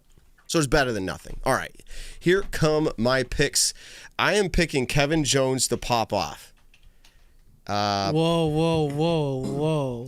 Previous, that was me talking down on Kevin Jones last week, being that doesn't mean much with his finish, being a little bit better with the Innova discs. But Des Moines Challenge history tells me he plays well, and you have to believe that he feels a little bit renewed. Whether he was upset with Prodigy or not, it doesn't seem like it. We'll never know. But this renewed feeling of new, fresh. He's Innova disc. So I'm picking Kevin Jones to pop. Zach Arlinghouse. I don't know what it is. Is it a lefty? It's not a lefty course, possibly. Not that any really are. But it seems the history shows that he has not played well at this style or at this course. And then I'm picking Gannon to lock. That one to me seems like a no-brainer. He hasn't always finished podium, but the way he's playing now, his home course, he's going to guaranteed lock. Whether he wins or not, he's a guaranteed lock. I'm calling it. And then Pop. Can you believe this one, That's Ben? what I was whoaing. I was like, whoa. Finally, someone opens their eyes to the truth. It was either Madison Walker, and she drops out of the event. That's it. Never again. Ben's I've been there 5 times in a row. But I held faith. But Madison Walker to pop. 1, I'm playing the numbers. 2, she seems to play this course pretty well. The struggle for me was either Maria Oliva or Madison Walker. And I punched in either one back and forth, and I rolled the dice, and I said I'm going Madison Walker. Drop Lisa Fakis. I don't really have much to say about that. I just thinking that's the case. And then Missy Gannon. As another win for her would be awesome. I just see her locking. Owen's going to be tough to beat there, but she's done it before. So, all right, Ben, you're up. I mean, these have been my picks forever. Pop Drew Gibson, drop Luke Humphreys, strictly numbers, lock Gannon Burr. The home course Des Moines just makes sense. I think he can pull it off again. Pop. Of course, Madison Walker. She did well last year. Whoa. She's just the best FPO player of all time. The GOAT, some would say. And drop is going to be Holland Hanley. She's finishing well. And lock, Missy Gannon. Haven't really picked her. And hopefully she can get her. What is it? She already won 3, right? So 4th? Ben, what's your strategy different from the ratings version? Are you picking high average finishers to drop, or are you picking low average finishers to drop? Is it the same strategy? Yeah, I think it's pretty much the same strategy. I think it's the same strategy. Pretty much, yeah. High, low, high, low, high, low. But it just feels like I can get way more points easier with the ratings, because the ratings are just like anything can happen. But average finish is like... it's kind of like I just was at the arcades and people are going to say, how did Matt's brain do this? You go play skee ball. You're like, I got 400 points. You get 10 tickets. You go over to that machine where you slide the coin in and they're all stacked on the edge. You want them to tip over. And you play that game and you're like, man, this game's way harder. You still get 10 tickets. It's like you get the same thing. One seems way harder than the other. You're like, I can roll the skee ball up there. When I looked at the points for the season, it's not as volatile as you suggest. It's the same amount of points. To you, maybe it plays easier. Let's go over to Josh. Yep. So Adam Hammis for my pop. Just had a good weekend here in the States, I think at the Majestic. Kyle Klein for drop. That's just a numbers game. And then Gannon Burr for the win. Not a big surprise. Matt, you think you're talking about Maria Oliva for pop, maybe? So that was mine. And then Katrina Allen to drop, just like, she's transitioned, almost done playing for the season. So we'll see how she does. It's already impressive. And then Owen Scoggins to get the win. We all know she's good. So those are good picks. Gannon is now 3 out of 4, and Simon Lazat's not a bad pick either. Those are the ones. Evan, you are up. We already know what your drops are. Yeah, I not thrilled about this one, Matt. I picked Kevin Jones as my pop for similar reasons as you, Matt. I just feel like it's time for Kevin, of course, for that suits him well, and I'm zeroed out. So I got 4 players to do some work for me, and I'll start with Mr. World Champion Isaac Robinson. Some would say his season started out underwhelming. I mean, besides chess.com, top 10, but then people a couple months in, they're just like, he was in the debate for player of the year. Like, what is going on? Like, I don't know. All I said is just wait. His season will come around, and it has. He's finished top 20 for 4 or 5 straight events now. He was great at the Portland Open. He was great at the Preserve. He finished second here last year. He doesn't have an amazing track record at the Des Moines Challenge. I mean, all top 30s, but 16th and 29th, I think, before last year finishing second. But still, he finished second last year. He feels like he's on the right trend. I feel this is Isaac Robinson obviously is a fantastic player. This one feels a little bit more out of the box for me. I feel like I've had some super chalk lock picks. This one feels a little less chalk, and I'm stoked for it. I'm just feeling Isaac Robinson. It's going to happen. In FPO, Maria Oliva, similar things as you, Josh. She's been playing well. I feel really good about that pick. Back on the Madison Walker train for drop. Hello, this whole season. That's literally why you switched to Matt's drops, because you didn't want that to happen. You didn't want the smoke. No, it was time for a change. It wasn't pick on Ben. It was pick someone's drops. So it is still Madison Walker, and whatever. I will overcome this with her DNF. I'll get 0. It'll be fine. Just kidding. I'm wishing the best for Madison Walker, as of course she's a fantastic human. It's a little battle between Maria and Madison now, because you need Maria to do way better as a pop. I think Maria's going to do fantastic. What's her average? It's kind of high. She's so much better than what her average is right now. So I know some weeks it can be questionable. She's averaging 23. Known as a streaky player. Yeah. I think it's feeling like a top 10 for her this week. But the one I really want to talk about is Owen Scoggins. Just like you, Josh, we got pops and locks and FPO similar. She has never played an event in Iowa in her history as a PDGA member, and that gives me so much confidence. I don't know what it is, but when you were how's she done at this event? She hasn't done the best. That's when Owen Scoggins does the best. And obviously she hasn't played this event before. That's different than what I just said. But that gives me so much confidence when you don't have confidence in Owen Scoggins.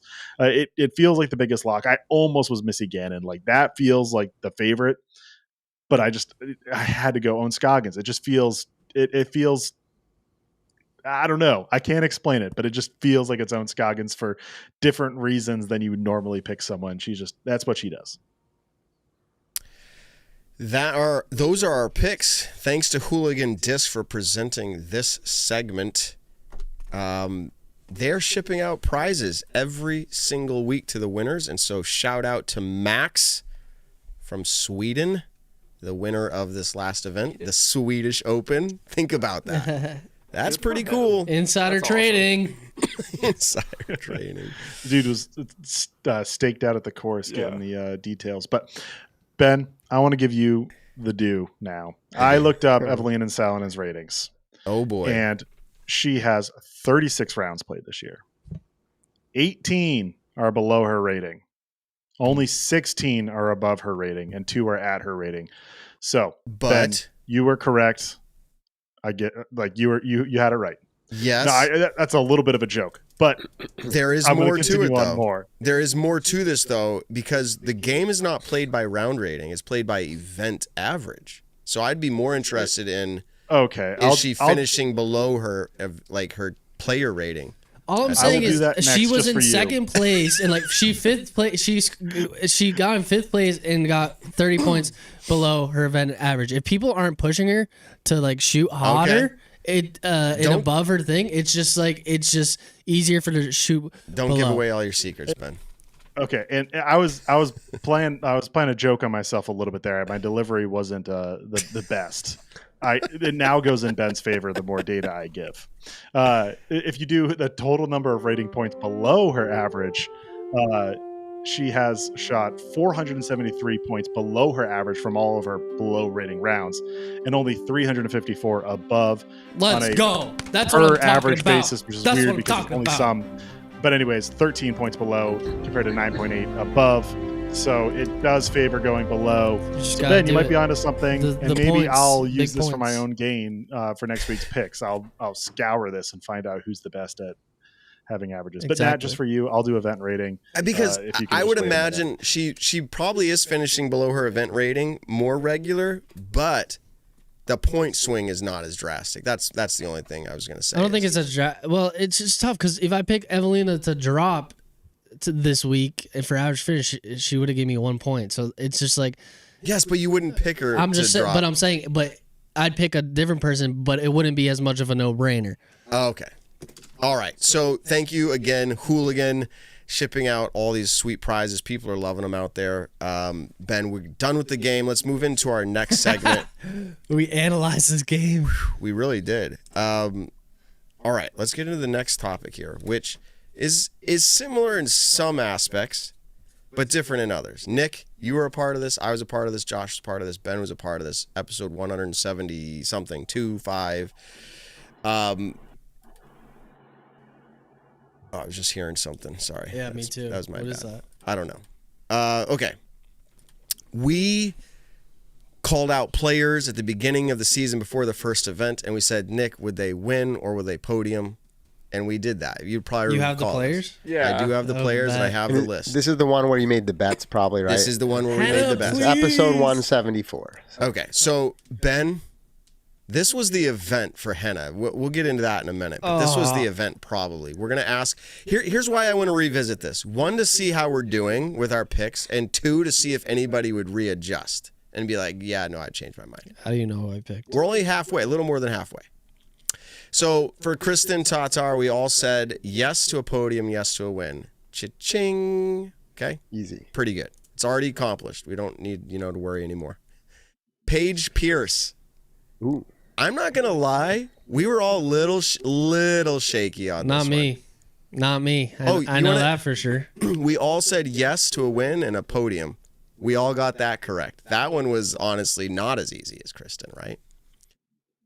Fun fact, since Ben's saying he knows what he did. Ben, do you know what you picked for every single player? Yes. That they would win. Every single player I listed, you said they would win. Yeah. Okay. So I'm pretty sure that's what happened. Ben's such a positive guy. I listed off 15 names, and he said yes to winning, yes to podium for everybody. He never once thought that they would do anything less. I never unwavered. No. And I'm right. When I was reviewing this, I was like, am I seeing a trend? Everybody's giving their takes, and he's just like, yes, win, yes, win, yes, win, yes, win. All right, so we'll find out how that plays out. So we went to Katrina Allen. Josh, you said that she would podium, but you don't have a win for her. I said that she would podium. that she wouldn't win. Ben, you said she would win and podium, and of course, as a result of that, a podium. So you said she's going to podium and win, like at the very least podium. But she's. I thought she'd have a comeback season. And then Nick, you also said the same. That she would win. She would win, and of course, as a result of that, also podium at the very least. Didn't know she was. How do you feel about that? Yeah. Did not. I mean, didn't know. Did not have any idea of that whatsoever. So that kind of puts a damper. Put an axe in that one. That's all right. And I was just gonna say, how do you feel about it? That explains it. Ben, you're just feeling positive. I remember you just said, I'm just a fan or something. I mean, she just like, I can't even believe like we're in a season that Katrina Allen and Paige Pierce are not irrelevant, but you're not picking them to win at all, pretty much. Well, you did pick her. I'm saying win. Like event to event, you're maybe saying Paige, but I'm saying event to event, you're picking Kristen, Missy, Evelina.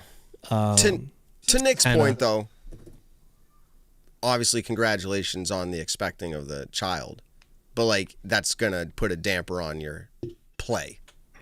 Kudos to her for continuing. Yeah, shout out to her playing. She's playing like. I guess my point is, if she wasn't, there may be a very high likelihood at one of these last events we're coming forward that she could win. USDGC. I feel happy now choosing that she wouldn't have won. Maybe I get a little lucky. But Josh, we both said podium. At this point, you got to believe. What do we have? This event? Is this it? Des Moines. She's playing here, right? Yeah, I picked. I mean, she was in my picks this week, so I believe she. Oh, you said to drop, right? Yes. No, we need her to lock. And I don't know. Yeah, yeah, that's probably it. I mean, technically, like she could choose to come back and play by the end, but like that would be kind of crazy and not expected at all. So yeah, I mean, so what's that? Her best finish was 7th, so at least I think that's what it is. It was close, but not close enough. 7th, yes. Yeah, so I think that one is so far going to be one of our like bust. Evan, at any point you want to chime in? You did not do these picks with us. You had signed out before we got to them. But if you have any thoughts, let us know. Absolutely. Moving on to Evelina. Josh, you said podium, no win. Oh, come on. And by the way, I'm tracking. If you get these correct, you get a point. Do you have point? So we'll know at the end who has the most points so far? at the end we'll say who got it right the most. Aha. We're all doing pretty good, but I said podium, no win.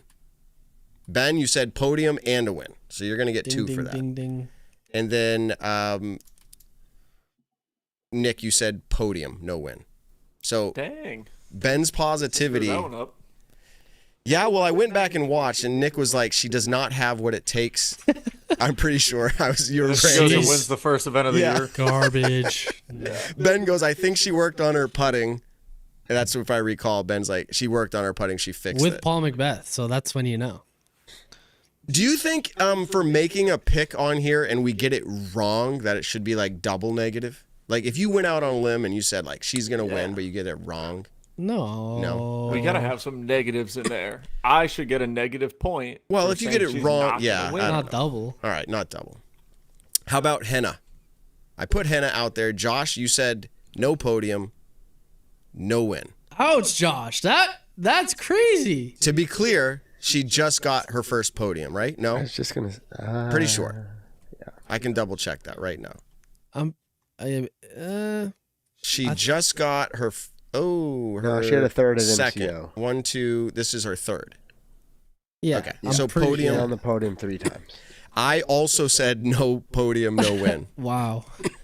Those, by the way, are already decided. Everything else so far has either been decided, yes, they've accomplished it, or if we're saying like Katrina hasn't podiumed yet, there's still a chance she could do that, and there's a chance she could win. So that's still up in the air. But Henna, she's already proved us wrong, Josh. Ben, you said, and you placed a $20 bet that she would win this season. How do you feel about that? This past weekend. After seeing this past weekend, I think we have a few more European events. I believe. I think she's gonna win one of the European. Double events. down, double or nothing. No, not or nothing. I'm not a gambling man like that. You're so confident, though. But no, I am confident. I believe but like that's how many too scary. dollars confident are you? He said 20. I'm not going to bait him to do more. That's fair. I thought I was going to give you $20 this weekend. So. I thought she's leading 2 times in a row. Going into the last round, she's got to pull it together. You also did say that she would podium. If she does not win, she will at least have a podium. So you already have that correct. And Nick, you said she would podium, and you said no win. So far, you've nailed that one. We don't know yet. If she wins, then you missed it. You did say, Nick, you thought Henna would get a win before Evelina. Ooh. So do you still feel that way? No.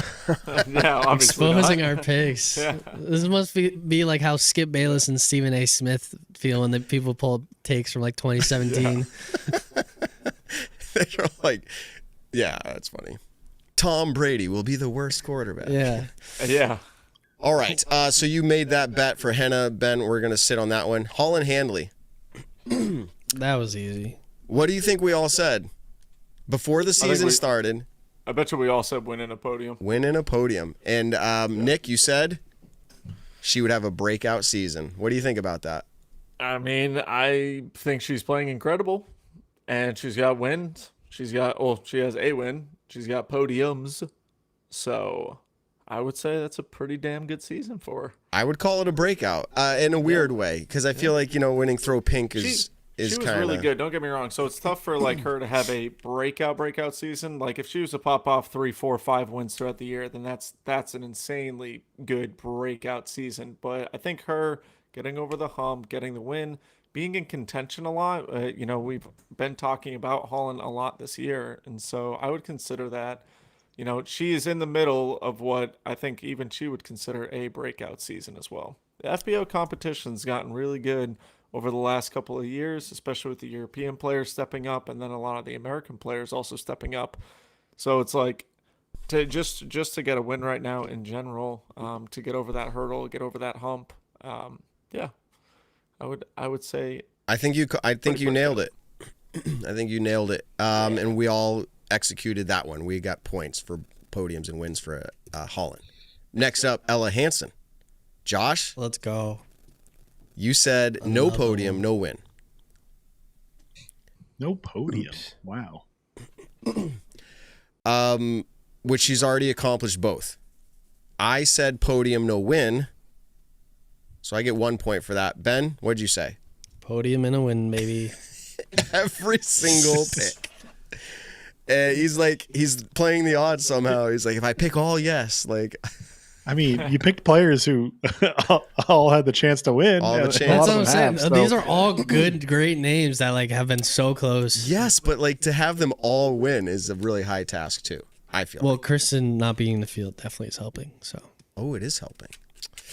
And then Nick, what do you think you said about Ella this year? Do you remember? This was I feel like I probably said no wins but podiums. 20 episodes ago, you said no wins, no podiums for Ella. Oh. So Josh and Nick. Pretty mean that day. I must have ate something bad. I don't want to judge y'all. I don't know, in the moment, trying to preseason. I don't know, have fun. Preseason. But I am surprised you both said no podiums. I feel like win. Yeah. You go either way on that. You could make an argument. Obviously, she did win. Just I feel like podiums though. It's like I don't know. Well, yeah, the FPO competition is getting really hard. And then secondly, I'm surprised you didn't say anything on this whole segment. So he wasn't there. I know. I want to know what Evan would have said. I mean, yeah, Evan, I was to say, hey, should have asked me Paul post, Macbeth, I would have got 100% right. Yeah. If I was to say, hey, Paul Macbeth, Evan, what are you saying? Oh, easy. Podium, no wins. That's what you would have said at the beginning of the season? I honestly, I don't know. I think we'd all say yes. I mean, realistically, what's he have? 2 podiums this year? Yeah. I was obviously saying that in retrospect. I thought he was getting his win this weekend. Hey, but so to be clear, actually, so to come back though, surprise is not the right word because it would be ridiculous to say it. But I didn't think Ella was going to be there. I saw her as having an incredibly strong arm, but being inconsistent and not a strong putter, and the FPO field continues to pass. So it wasn't like an unfounded thing. Her getting that result was, wow. like awesome. She did it. Like again, she had the skill, but I didn't think it was going to come all together. So the win exactly, and that's kind of what Evan's saying. I think all of us, besides Ben, we didn't think she'd get the win. She hasn't had one, and to be fair, last year she wasn't playing as good as this year. Very close, but that win puts her over on this one. So it's kind of like, who knows? But she did it. Really quick, I want to go just off topic, quick 30 seconds, because I wasn't here for the recaps of the events. And so the Swedish Open event, I'm assuming did you guys talk about Paul's putt that bounced out? Not yet. Did anyone so I only saw a replay of it. I didn't watch any of the action from the actual event.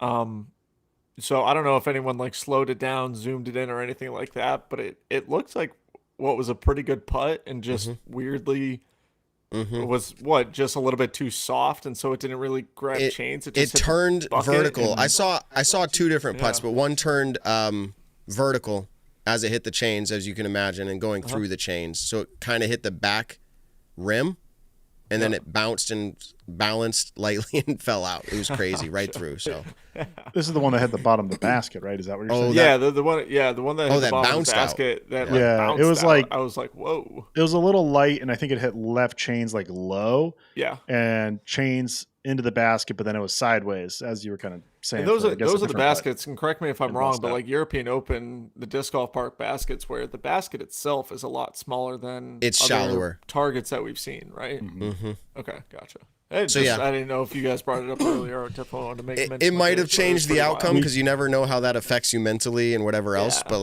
in general, what round was that in? Was that in round 2 where he didn't really have a great? He didn't really have a great round 2. So that definitely, don't get me wrong. That's hindsight 2020. We could say, oh yeah, if that putt went in, he wins by 3. But we did talk about how Ben was noticing that he's like, wow, Paul's a fantastic putter, or when he's on, whatever you said exactly, Ben, just to praise of the putting.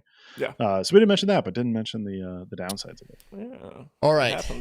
Moving in here, recap again of what we're looking at compared to the beginning of the season, pre-tournament season beginning to now. How are we doing? What do we still think? Valerie Mandujano. I thought this one was interesting because so far they've been a little bit it's pretty easy to tell what's happening. Josh, you actually went and said that she's going to sneak out a podium, a win.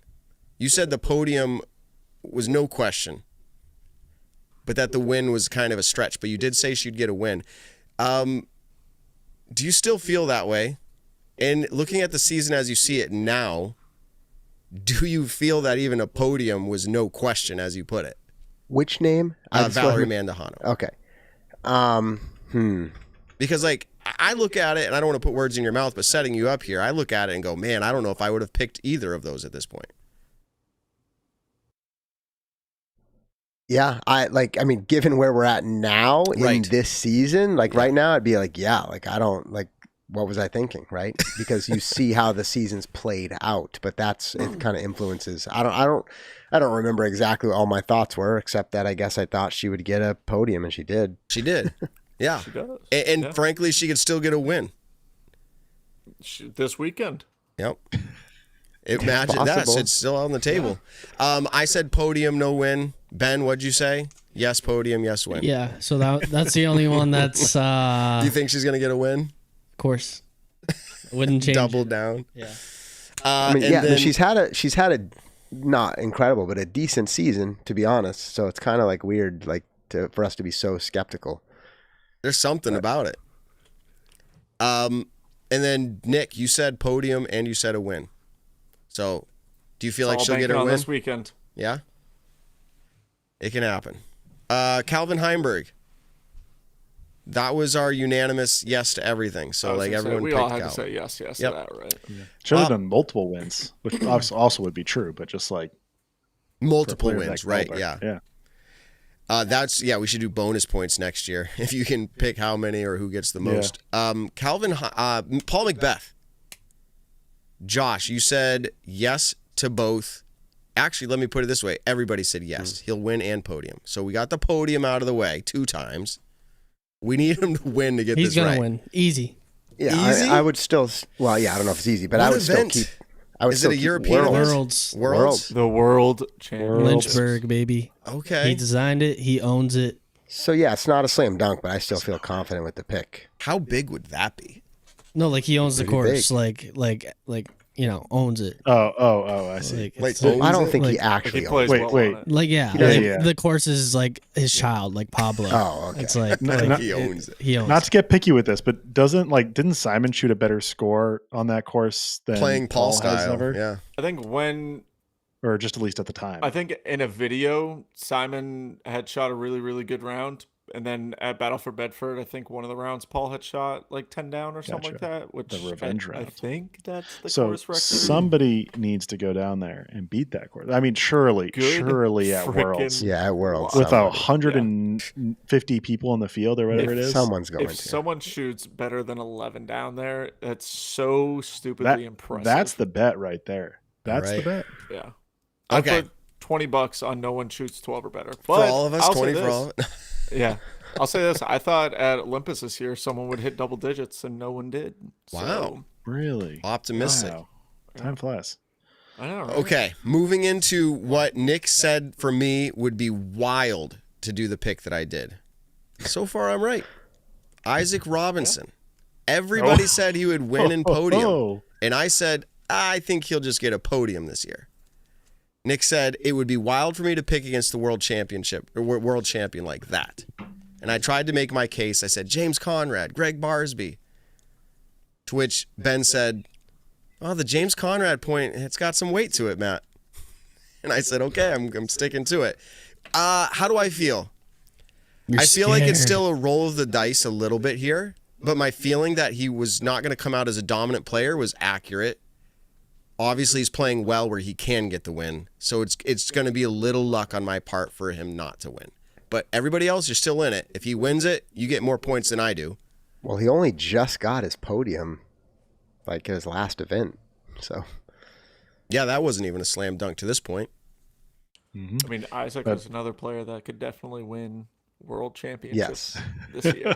Imagine shooting 212 downs at New London. Evan, if he shot 212 downs, I'll give you $50. 50. Okay, Josh is typing really fast. Timestamp. That's for Isaac Robinson 8:35 p.m. to shoot Eastern. 212 downs at New London. Happily, I'll give Evan $50. Wait, let's get some. I want to be a part of this. Yeah.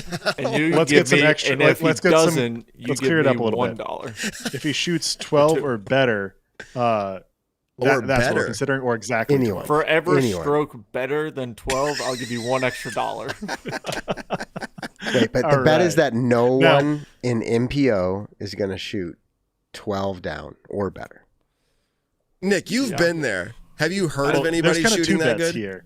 No. Okay. No. There's like one Paul's 10 down that he did, and like Simon's 10 down, if that's what it was in the video, I don't 100% remember, is so ridiculous that a couple of the holes, don't get me wrong, a couple of the holes got a little bit easier when they did designing for the short course. A couple trees came out, but for the most part, like to shoot that well on that course is pretty freaking insane. I've only shot under par there a couple times, and I've never crested, like throughout a round, I've never gotten better at any point than 4 down.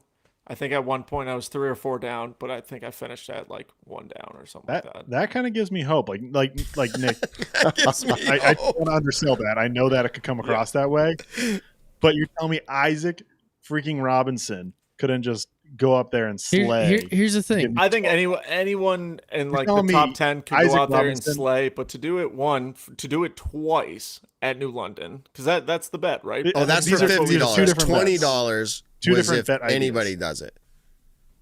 There's any player, like that's the line you're setting. You set the line at 12. I don't know, 11.5, 10.5, whatever you want to set it at. Yeah. That's the line of best score in MPO. And then there's the separate bet of Isaac Robinson. If he does it twice. Yeah. If he does it twice, it's $50. Rare. Yeah. Wait, specific, if you want me to take notes, I need to know. I didn't follow. The bet is specific to Isaac Robinson? No, it was anybody. $50 bet is specific to Isaac Robinson. Who am I giving $20 to? No, you just said you bet $20 just in general for the show. It'll go to the show. We'll give away a prize. The legitimate bet 12 or better, or is more than 11. Isaac Robinson's 212s. And if I win that bet, Evan, you have to give me $2 because I'm gonna take that $2 and go buy a Powerball ticket and hopefully make $150 million off of it, and then I'll give you your $2 back. Bottle of water or something. I don't know. Wait, I have a stat. Real quick, I have a stat. So last year, Battle for Bedford, Chris Dickerson did shoot 9 down over 2 rounds at New London. Over 2 rounds, and he won, and it wasn't even close. People shot even, it was third place shot like even, and +2. So if Chris Dickerson's only shooting 9 over 2 rounds, like, I believe Nick. You're talking about like combined over 2 rounds, yes. Or he did 9 down twice. No, he did combined. He did 5 and then 4. Oh, so wow. 5 down, then 4 down. That's like pretty much Nick's best, right? Then Nick, you could have won Battle. Heck no, because I think they played the golf. Yeah, course they played the Ivy. Yeah, they played Ivy. That's right. As well. Little preview. I forgot about that. So back in 2021, Paul shot 6 down, 8 down, 10 down. That's wild. All right. His 10 down was this Isaac Robinson bet is free money for you. My goodness. Yeah, I want that too. I want those $2. The line for any player in MPO, which is the FPO course, it's different tees, I'm assuming, right? Yes. Okay, so I don't know how hard the difficulty plays for those tees, but for the MPO tees, like I feel like somebody's still going to shoot 12 down or better. Like I feel like that'll happen. I don't know. One person. I would be. It can be on round 3 and they can be impressed. in B pool. Like it doesn't matter. Yeah. It's not like lead card. You know, on Jomez, you're going to see one person just shoot insane and get to an 8-stroke lead. Like just somebody way back in the field could do it. What was the $20 bet? Any player shooting 12 or better, I think. Well, who am I giving that $20 to? It was just to the show. We'll buy a prize for somebody and give it away. There we go. The listeners get prizes. The listeners win on that one. Which, I'll give someone a free round at Olympus. Ooh, there you go. Ooh, okay. Little throwback to the oh my goodness, I was going to say stat or fiction. That's not right. The judge that disc golfer of old. Nick, did you not like bet the contestant like every single time and then lose all the time? That's right. I bet lunch. That is so old. That is so old. Nick goes, "I'll buy you lunch." Remember how many lunches you owed after like the first How many season? did you actually pay out? He did a good amount. That was Yeah, I forget. It was the first 2 seasons. You would every time you'd be like, "Oh, I'll buy you lunch" or something. I did a pretty fair amount. I remember like Venmoing people just like $10, and that was like me buying their lunch or something like that. Yeah, that was pre-inflation when you get Chipotle for under 10. Gosh, it's like $40 now. All right, moving forward, Gannon Burr. We all unanimously said podium and wins. Good job. This one, both Nick and myself deviated with Nicholas Antila. We said no wins for Nicholas. Josh and Ben said yes, win, yes, podium. He got it. Josh, you said yes, mainly because the European events were included. Knowing what you know now happened, I mean, you weren't expecting that, and I don't think anybody was. Him coming out of the gate this season so strong. But then he kind of tapered off. Now he's back at the European events. Yeah, and then he got a European win. The Turku Open, is that the only one? Yeah. That's the only European one it is, yep. know of. Yeah. So there you go. We're getting down to the last 2. This one, oh, man. Nick, you're outdoing us on this one. Eagle McMahon. There was also a bet placed with this. There was. So all of us said yes, podium, yes, win. Nick said he'll get a podium at best. That is the bet that Ben placed, and he said $20 that Eagle will win, and Ben guaranteed that Eagle would win. Guaranteed. How do you feel about that bet now, Ben? Is it guaranteed? You feeling good? Yeah. I mean, he's going to win a C tier in Colorado, and no, I'm just kidding. Yeah. I still feel good. I still feel good about it. I feel better about Henna, so if anything, I'm going to break even. So, well, it's 2 bets with 2 different people. I'm going to break even because I'm going to win 20 off you and then give the 20 to Nick. Okay. I see. So really, I lose is what you're saying in the whole thing. Yeah. And Nick wins. And I win. Yeah. I'm hoping it's the other way. It's whatever. We don't have to go down that path, but with the Eagle, it's pretty crazy. Just even like if you transplanted his most recent social media post, I know, it's like 3 years ago, you would say, what happened? True. Like if you just read that out of context, he's like, I had a really rough tournament, but I still threw over 1,000 rated golf. And I'm like, what the? Like he was the highest rated player in the world. Like never, you know what I mean? And by the way, I'm not exaggerating to say like he can't return to that. I think his perspective is actually probably a healthy one. I'm just saying it's just like kind of mind blowing to just, like at a point in time. And, you know, Ben, I still don't think it is crazy to say he couldn't get a win. So that it'll be interesting to see how he kind of gets himself out of this slump. Maybe he's adjusting some new discs, all these things. Like he still obviously has the skill set, but wow. He said, and to follow up what you just said, because that was a great point. For him to say I just shot over 1,000 is like a win. Yeah, and you're like, what? From Eagle McMahon? Yeah, if we could have the, like, they talk about the Wayback Machine, but the Way Future Machine, we're able to look at players' posts in the future, and it would cause some real big questions for us. Let's say coming out before he changed even from Discmania, and we see a post here where we'd be like, something's weird. And we wouldn't know what it is. You would most likely speculate injury, and that is part of his story. So it's interesting, but the discs change. I don't know. But then he follows it up. This would add to the mystery. I'm still in the darkness searching for my game, but I feel like it's unveiling itself in glimpses. Like, see that I like that part of the post a little bit better. I think for Eagle, it's good mentality, I guess. You know, he's having happy thoughts about, hey, you know, I still shot over 1,000 throughout this event. Like, if I go to an event right now and I shoot over 1,000, I'm stoked because I don't really play that much right now, and that would be pretty good going to a local C tier or B tier. But if you're Eagle McMahon, you're one of the top players in the world, you're one of the best players to play the game. You know, I'm thinking that post should be, and I would much rather read this coming from a fan's perspective and kind of, you know, a talk show person, is like, hey, I am sucking right now. I'm playing really bad, but I am having glimpses of, you know, where I should be at. Like when, you know, I talk to Paul sometimes after tournaments, and, you know, Dylan and I will be talking about something about the tournament, and he'll be like, sometimes it feels very, very foreign. He's like, sometimes I just absolutely suck out there. But then he figures something out towards the end of the round, and he's like, so then I just have to try to capitalize on that. And it's like, that's the honesty I want to see. Like, I want to hear these people say, like, yo, I suck right now. Eagle McMahon only take out his injury if he didn't have an injury right now. Like, Eagle McMahon only averaging 1,000 rated at an event is Eagle McMahon playing very, very poorly.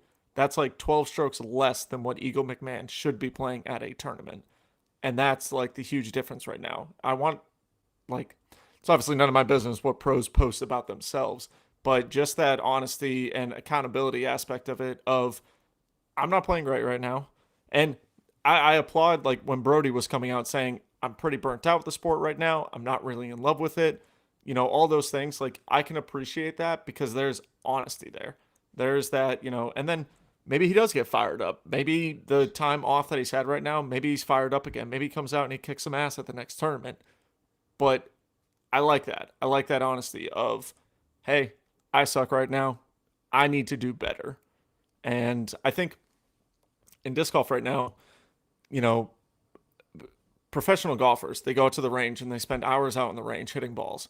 And it's a little bit easier because you have a stack of balls right next to you. You're not going and retrieving those balls. You're literally just putting it where you want to hit your iron shot, and you go, and you're practicing like that.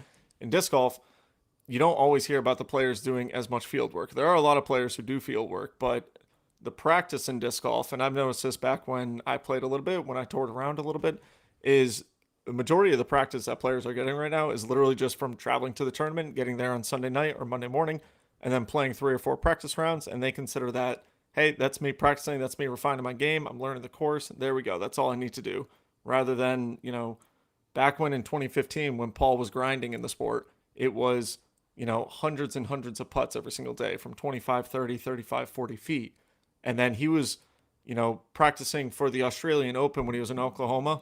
He put a heater in his garage and he ran on a treadmill with like 4 different layers on to get that sweat aspect. And like that was the rigorous training that professional athletes need to do. And I feel like there's so many pros out there who are just kind of living the disc golf life right now, just going with the motion of it. But we're seeing them plateauing a little bit too early in their career, I think. That's just my take on it. That's good. I'm glad the recap here, looking at these players, leads us into further analysis. So you were the only one, though, Nick, that said he wouldn't get a win. The rest of us are waiting. You're also waiting for a podium. You thought he might get it. It still can happen. I did think he was going to get a podium, and I was kind of just looking back, actually, on his PDGA. He hasn't played a ton of events this year. I think it was maybe 6 of them or something like that, maybe 5 or 6 of them. He hasn't sniffed, the podium yet. He hasn't cracked the top 10 yet. Don't get me wrong. Eagle's a phenomenal player. I think adjusting to new discs is huge. Dealing with a massive injury is obviously huge. And then just everyday life. It all is things that are tough right now. But it's weird. You can look at Eagle, and like we were just saying, he averaged 1,000 for this weekend. That's not typical Eagle McMahon. Eagle is a player that absolutely can bounce back. Eagle could win the next event that he plays. And I would be like, good for him. I can totally see that happening. I was kind of looking at it as had a massive injury last year. I think it's going to be really, really hard for him to get a win this year. And so far that's proving to be right. But like I said, Eagle could, towards the end of the stretch, get 2 wins in a row. And it'd be like, okay, we're finally starting to see Prime Eagle again. So. Yep. And then wrapping it up with a player named Simon. All of us minus Josh. So we'll ask Josh. Everybody said yes, podium, yes, win. Josh said podium, no win. Simon did get the win. It is a win. I guess that is what it is. But besides that, do you feel like you're that far off? Like having chose that he wouldn't get a win? Like he did. I don't know. It was probably just like a numbers game. And we're a show called Staggered Stance, so I had to have a different opinion. Okay. All right. But I mean, really though, it is it's like I say it's a numbers game, but in all seriousness, it's like how many people are going to win. And Simon hasn't been that close besides his win. But he doesn't have a podium even. Right. But that's the way Simon plays. So the that's win is a podium. But yeah. Well, all right. But but that's the way Simon often plays, right? He's either on or he's not. So I shouldn't be surprised at that either. What's going to happen at Des Moines? Is he going to win, Nick? Who's this? I'm sorry. I was Simon. chat. You picked him. Simon? I picked him. Yeah. All right. I think he has a great chance. He's won it before in an epic fashion. It's a course that definitely suits his game. A little bit longer of the throws. And if he's on, he's on. I think Simon's one of the best throwers of the disc ever to live, or a thrower of a Frisbee in general. And I think it could be an exciting week for him. He's had some time off. I don't think he's really played. He played a big B tier up in New England. But the Preserve as well. Did he play at the Preserve? I can't remember. Yeah. I mentioned him last week. He had in the 10s, 20s, like a decent finish, something like that. Yeah. Well, I am interested to see how 14th. Hey, that's in the 10s. That's awesome. I was trying to do a little quick math. I'll have to do it another time. Let's see here. Ben, I think, is beating me out by 1 point so far with that game. And everyone else, I'd have to add it up. But I think I was life lesson, y'all. Positivity gets you a long way. But a few of these swing one way or the other. Oh, I guess you get the points too, won't you? Yeah, they only swing forward too. So I'm trying to see. It's only going to continue going towards Ben's favor unless somebody has more chances to get points. Unless till the end of the season. Because he picked everybody, That's it's not like people lose wins. No, I was just going to see. Everyone is only going up from here. Right. Yep, it's true. Looks like Ben's going to take it down. I had a stat question I mentioned earlier, and I had looked up, didn't have the place. This is the place now, making the place for it. But mentioned about how the only 3 missed C1X putts for Silva Sarnen and James Proctor combined, the 2 winners. That is the fewest on the major and elite season, the Disc Golf Pro Tour season in 2024 combined for the winners. The next best was Music City Open, which was Simon Lizotte, and it had to be Kristen Tatar, who won an FPO, I believe. They only missed 5 C1X putts that whole tournament through 108 rounds combined. This past weekend was a 95% C1X percentage combined from the winners. at Music City Open was the second best percentage as well at 90%. Those are the only two above 90%. And then also strokes gained putting. Those were the top two, with the Swedish Open winners being 21.89 strokes gained. And then at Music City was 16.43. So definitely an anomaly to have such good putters both win the event. Usually we see tee to green stats for the stats that go towards winners. So really cool to see putters get it here. And best putting event from the winners this season. All right. We're getting close to wrapping up here, and this is a somewhat big-ish topic, but I think I can get the premise out there fairly quick and let you guys just talk it out till we wrap up the show. We used to play a segment called Internet Disc Golf Questions, if you go way back, and we would just pick questions that we found online that weren't even directed at us, but they were just disc golf questions. So this one was kind of a question, but somebody posted in a Facebook disc golf group, says, I like Nicklaus. He's one of my favorite players to watch. Now, he wrote paragraphs here, but the premise is, the fact that he has now accumulated 180 points towards being the tour leader, playing the Turku Open and winning, seems a bit ridiculous. So that's the initial premise foundation, that it's a light field. He just gets to get 180 points for playing that event. It seems like it's advantageous to him. And he brings up a lot of different points on here, and he wraps up by saying, Nicklaus is an amazing competitor. I love seeing what he's doing. My opinion is more about how the Disc Golf Pro Tour has chosen to set this up. Well, wouldn't you know, Nicklaus responds, and he wrote paragraphs. So if you want to go find it, it's in the disc golf. What? Yeah, That's it's in the crazy. disc golf discussion group in Facebook. I'll try to summarize it a little bit here without muddying his take, but he says, my take on this, it's weird that we have Disc Golf Pro Tour Elite Series every other week in Europe and every other week in the U.S. Nobody's going to travel back and forth. We should have a legit European swing when there's no tournaments in the U.S. I think more players from the U.S. would make it. You can kind of see where he's going with this. He's trying to say, like, let's make it legit where the whole field's everywhere kind of a thing. Yeah. Let's see. I agree that there are weaker fields. The problem is not that you get 100% points from Europe. The problem is that we play in the U.S. at the same time. So kind of his point again, he's saying the Des Moines Challenge is happening this week. Not really anybody's coming back for that. And then we're going to come back. He's like, it's not happening. So you have two different fields of players. He says, I've missed points for 2 years in a row because the tour has played in the U.S. only. That's unfair. I have made, quote, easier points from Europe this year. That's also unfair. He's trying to say, like, I see all sides of this. In this case, Disc Golf Pro Tour Europe should be totally different thing and have its own elite series or something. I don't know how ready for the sport of disc golf is for this. There is not enough money. And then this is how he just wraps it up. I would love to be American and play in my home country for 90% of the season. Peace. So I find it interesting, one, that this guy, felt it was advantageous or unfair in an aspect for Nicklaus to receive these points. I don't feel that way. But the point that he's making, I think, it rides out there. What do you guys think? Let's wrap it up with that. 5 minutes of this. I mean, yeah, it's definitely a little weird where you have a league series going on this weekend in Europe, and then next weekend is back in the U.S., and the weekend after that is in Europe again. Because he's right, no one's going to be traveling back and forth. A lot of the players that are in Europe right now, and who are Americans, are staying in Europe, and then in a few weeks they'll all cross over the pond and start playing the European events. So I definitely understand his take with that. I mean, if there's a collective group of people that go ahead and start up the Disc Golf Pro Tour in Europe, the European Disc Golf Pro Tour, then we'll have two different disc golf tours. And yeah, I mean, right now we're stuck with where it's at right now. I don't think the scheduling is incredible. And especially for the point system that they have, it's definitely a flawed system, but they're making do with, I guess, what they have right now and the money that they have to be able to do it.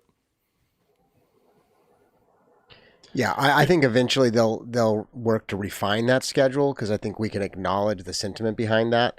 At the same time, like, I don't know if it's necessarily that perfectly clear that this actually gives players more of a choice, because if you made a more extended European swing, there are still some players who would choose not to go to Europe for some handful of reasons, and there would be no events remaining at all. Like, would that be great also? Would we be like, hey, these 4 players who, for whatever reason, chose not to go to Europe, I guess we just won't get to hear from them for 6 weeks.